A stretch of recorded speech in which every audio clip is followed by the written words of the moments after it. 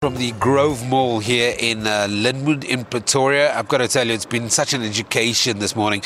Not only did we have a chat to the Ripleys president, Jim Patterson, we had a chat to one of the directors at the Department of Education talking about not only what this project means for young people, but also the 1,000 libraries campaign that they're currently launching. And right now, I'm about to talk to a representative from the Siyakha Education Trust, and they're an amazing organization that spends time in not only developing career literacy but also just uplifting the education system from a rural level.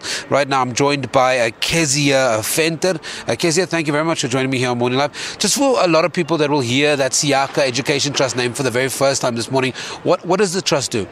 The Siyakha Education Trust is the community and education investment division of the landlords which owns the Grove. What we do, we're an education investor, so we focus on rural educational projects spanning across all 9 provinces. And that works with things such as computers, physical life science labs, interactive whiteboards, basic maintenance and refurb work. A lot of talk is, while we're in that circle at the moment where we're talking about creating a better education environment, uplifting a knowledge base around education. We've seen the introduction of technology in the classroom. What does this actually all mean for the learner, for the parent of a learner at a rural school? You know, the work that the Siyakha Education Trust does with the community as an education investor, of course, is to work with the mindset of the learner, which has that ripple effect back into the community, to have that positive impact towards the community and towards the parents. We have various scenarios within the Siyakha Education Trust that caters for the learner and, of course, for the adult. Above and beyond the schools we do, we actually have launched in the last 7 months 2 free learning centres that are based in 2 of our shopping centres across 2 different provinces, and that caters for the learner and of course for the adult as well. I cannot stress hard enough how much education is a mindset, and we want to impact how people see themselves in the future, a more positive future. Let's quickly talk about just this power of partnerships and relationships and what it means for South Africa. We've seen an amazing and maybe a little bit of a strange relationship between the Department of Education and Ripley's entertainment, but it makes sense. It makes learning fun. It definitely is, especially looking at what we have done here in the shopping centres, is that, shopping centres have really evolved over the years. The shopper no longer looks at a shopping centre as a place to, shop, dine, repeat.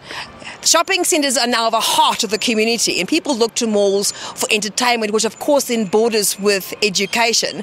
And so with this scenario coming to our shopping centres, we are providing a convenient settlement for shoppers to come and enjoy, which obviously borders then on the education in a fun way. And with the Department of Education coming on board, we have the unique opportunity of broadening our reach to our communities.